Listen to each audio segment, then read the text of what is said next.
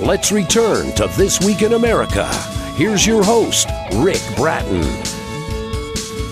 Welcome back, everybody, coast to coast. This Week in America. Nobody could presume to speak in Jesus Christ's words. What author Christopher Miller has done in the small scroll, The Enlightenment of Jesus, is to use the Bible and unimpeachable Bible study sources, along with 200 actual Bible citations of Jesus' words, to create a story that brings to life the events that form the basis of the Gospels and the origins of Christianity. Using the power of faith, Christopher weaves a lyrical, prophetic saga. Christopher Miller grew up in the San Fernando Valley of Los Angeles, later lived in Mill Valley and Haight-Ashbury District in San Francisco. Although he went to college, he soon became caught up in a great spiritual upheaval that rocked the nation. It was then he began to take an interest in spiritual things and began his search for the nature of existence. At age 28, he returned to the world, worked as a bank manager, and operated a mortgage company before he retired in 1996. Today, Christopher lives with his wife in Victoria, British Columbia. Christopher Miller, author of the small scroll, The Enlightenment of Jesus, awarded the Editor's Choice and Rising Star Awards, is our guest on This Week in America. Christopher, welcome to the program. It's great to have you with us. It's great to be here. What an excellent job, an award-winning book that you've written, and I'm really looking forward to talking about this. What was the inspiration? Why did you decide to write the book, The Small Scroll?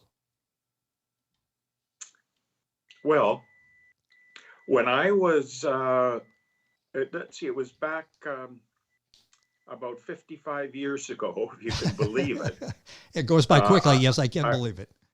I was 19, and I had I was looking for what was real in life. If you, Rick, you may remember the 60s, there was a lot of questioning and yes, a lot of changes going on. And there was a lot of sort of searching for, okay, what is this life really about? And I had an experience there that just totally baffled me. And after that, I couldn't understand what had happened, and nobody was really interested in it. I talked to people about it, but that kind of thing is difficult to talk about. And so I honestly spent the next 30 years looking for the answer, like to explain to me what had happened. And I was not a Christian at the time. I was brought up in a really secular household. I probably was supposed to, my path was pretty well drawn out. I'd go to a good college. I had a good aptitude for study. Yes. And I would go into some prescribed line of professional work. But before that could happen, a couple of things happened. My parents got divorced, and that threw me off track, I must say. And the other thing was the explosion of the 60s, the Cultural Revolution. And I was one of the few people who, when they said turn on, tune in, and drop out, I took them seriously. I thought maybe that was something there. And so I made my own way in the world in an unconventional way, and I was looking for the answer to this experience that had happened to me. Well, long story short, or shorter, I became a Christian in about 1981. I married, and my mother-in-law was a devout Christian, and she was very active. She would stay up with me long into the night arguing. And I was very adamant about my position. I never thought, honestly, I would become a Christian. My bias, being brought up secularly, a humanist, yes, I just thought religion was just too simplistic, too unreal. And but I did become a Christian in 1981. And I started to study. And it started coming back to me what had happened to me. And I started looking at Christianity in terms of answering that question that I had so young. And It took me about another 15 years to write the book. I decided that I'd found the answer that was satisfactory to me, and I wanted to pass on the story of Christianity because I just felt, it had never been presented properly to me. Yes. I always thought of it as simplistic and fundamentalist, and kind of, too simplistic, Yes. as simple as that. And a lot of other people obviously feel the same way. The book is doing so well and receiving rave reviews. The book is The Small Scroll, The Enlightenment of Jesus. The author is Christopher Miller, our guest on the program. His website is very simple, thesmallscroll.com. Book is published by paperchasesolution.com. You'll find the book, of course, at all the usual places. Information on Christopher and the book at his website, again, thesmallscroll.com. I gave you that several times during the course of the conversation. What do you hope people get from reading it? Why would readers want to read The Small Scroll? Why would you want them to read it? What do you hope the takeaway is after they read The Small Scroll? Good question, Rick. Well, what I tried to do with The Small Scroll, the Bible is a tough book. I think so many, we've got 3.5 billion Christians in the world, 35,000 sects. Most of them won't even talk to each other. I always thought that was odd. But, the Bible is cryptic. It has a lot of parts that are difficult. The Old Testament is very heavy. The commandments, the misogyny even. But what I had found in the Bible, I wanted to be able to say succinctly and capture the secrets, the things that are inspiring, the things that would lead us to, a basic question, is God real? Like, we all struggle with that question, I'm sure. We go back and forth. We naturally have doubts. The world is such a contradictory place. There's so much opposition. There's so many terrible things. Our history is filled with war and bloodshed. Religion itself is responsible for much of that. And that just seemed so wrong to me, because I believe the Bible shows, and this is what I tried to make concise into one book, that the truth is that God does exist. It's apparent, it's provable, and it's a fairly long equation. But that equation I tried to boil down to the life of Jesus, lent itself perfectly to that, because of course that's the heart of the Bible. And the sacred secret, which I describe in my book, is something that is involved with the mystery of Christ's life. And the fact, the common idea that Jesus died for our sins, which is a wonderful idea, but it's not exactly complete. That's not exactly the secret of Jesus Christ. Interesting. The secret in my book is more complicated than that. The book that... finish that thought. I'm sorry, finish that thought. I was just going to tell people where to get the book, but finish that thought. Very important. Well, I was just going to say that I spent a long time following Jesus's footsteps, as in the Bible. I used unimpeachable sources about that, and they differed, but I put together, I think, what nobody could disagree is an accurate, in terms of where he went, who he saw when he got there, who he preached to, his encounters with the Pharisees and the religion of the Hebrew religion, the priests, which were ultimately his undoing.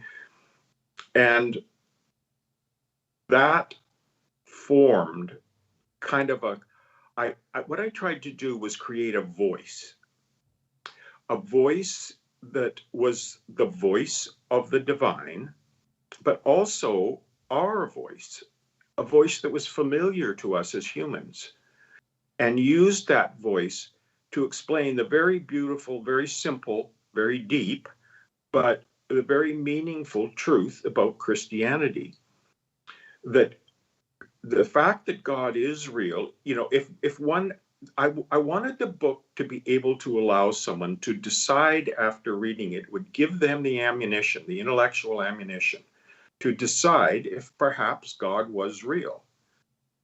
And if you work from that, if you work from there, that God is real, the whole world opens up. I mean, the promise of God is that this world is not real, not the real existence.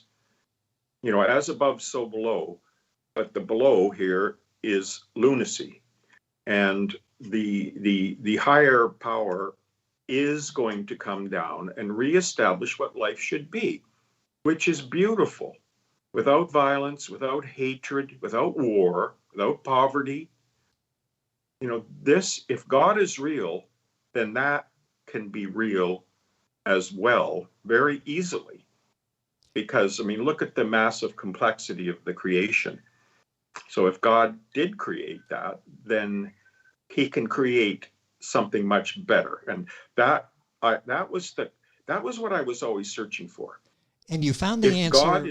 If God, I'll just finish this. If Yeah. God is there, why on earth is the earth like this? Just doesn't seem right. With us on the program is Christopher Miller. His book is The Small Scroll, an award-winning book, The Enlightenment of Jesus. The Small Scroll, The Enlightenment of Jesus.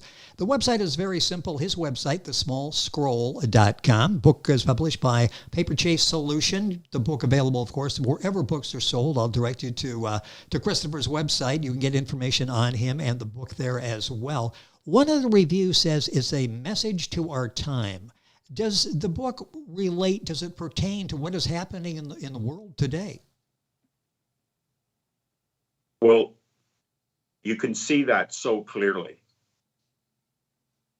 I think because what the message of the Bible really is, very succinctly, is that Jesus Christ is going to return to the world and redo it. Like every wrong will be righted, every atom will be put in its proper place, because the universe is perfect, and we can see that when we gaze out into the heavens, especially with the new telescopes that we have. Yes.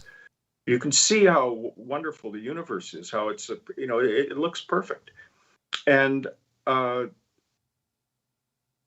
fact that our world is in such turmoil should be an indication that something is wrong. And something is wrong. And what the Bible says, it explains what went wrong, how it went wrong, why it went wrong, why God is not intervening at this moment, and how he is going to intervene through Jesus Christ. He already did intervene. The victory was already won. It was touch and go, but he won. That was part of the sacred secret. And so Christ has the power to change this earth, and all the prophecies that point to his coming. Once again, difficult to understand, but if you look around us today, boy, you can see that the things that are going on are beginning to get to that point where we realize, okay, we can't do this on our own. We can't make a simple cause or law that everybody agrees on. In fact, you're guaranteed to have 50% of the people against it, 50% of the people for it, and they are more than willing to kill each other about it. Yes, sadly, that's true, yes. Which is ridiculous. So that's going to change, and it's going to change because of this. So I tried to put that message into the book, as I said before, to give people what they need to actually think about it and perhaps make a decision about whether God is real or not. And if God is real, there's no limitation then. And the amazing thing is that once you come to that realization that God is real, your life begins to change. And the light flows in from above, and you realize that nothing is impossible, and your life really becomes blessed. So naturally, I would like to see people make that choice, but one thing a book doesn't do, and I don't want to do, is preach. I just don't want to preach. Christopher So, Miller, our guest on the program. Yeah, go ahead, finish that. Time is going by so quickly, so people need to read the book because we can't do it justice in a short interview. The book is so well written, so well thought out, so well presented. The book is The Small Scroll. I didn't mean to interrupt, Christopher. What was the thought? That's great. That's very kind of you. There is so much there, and the time is going, as I knew it would, has gone by so quickly. You mentioned when you went through questioning and then you found answers, you found peace, then you wrote the book. Writing the book, what did this do for you? Did this just strengthen your position, the tranquility that you had faced when you got answers to your questions? Not really, Rick. I wrote the book over a long period of time, and while I was writing it, I found out so much about myself. Oh, yes. And a lot of it was painful because we have these biases that we grow up with. The conditioning in this world is so powerful. We're so conditioned by the external, by news and by many other things. Like, we're so conditioned, we really can't have a clear thought. So once I started to make this breakthrough, there was a lot of things about myself I had to rebuild. And I realized that I just wasn't mature enough to finish the book. So it took me a long time to finish it. And it has all kind of come together now as the book is finished. And I feel like I have my demons in control. And, the only thing that stops us from being illuminated is ourselves. But Yes. That is not a small thing. No, it's difficult. And I think the book, one of the reasons it's doing so well is the relatability of the author. Christopher, you've gone through struggles, asked questions. We all do, where we do self-evaluation. Sometimes we like what we see. Sometimes we don't like what we see. You've been on that journey, and you share that with us. And it's really a life-altering book, The Small Scroll, Enlightenment of Jesus by Christopher Miller. Got a couple minutes left in the program. One review as well says, this book is the perfect study tool for the novice and the master alike. Talk about that, because this book really is for everybody, isn't it? If you think, boy, I'm just beginning this journey, I'm not going to learn from it, you will. And if you've been on the journey, you'll learn from it as well. That's exactly correct. And, I didn't really pre-think this out. It happened organically over the years as I was writing the book. But it's kind of an homage, really, in the form of a historical novel. That's really what it is. It's a historical novel. It simply tells the story of Jesus' life through his eyes. And that is the surface. But underneath, what I have tried to do, and I think that I was allowed to do this fairly successfully, yes, was to weave the secrets that are important from the Bible, but that are kind of hard to glean in a very complex book, and weave them into the story itself so that there's a teaching underneath there. And the teaching is complete. It sums up the basic principles of Christianity entirely, I hope. So those are woven in there. So you may not notice them when you first read the book, but it's still a good story and a good read. And I think it's something that's interesting to us all.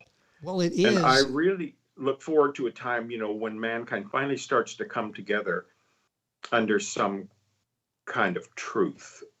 I hope that we see that in soon. As you said, it's divided 50-50, people looking for a fight. If you say good morning, someone wants to challenge your good morning. So we're going through that period now, and hopefully we will find some peace here at some point soon.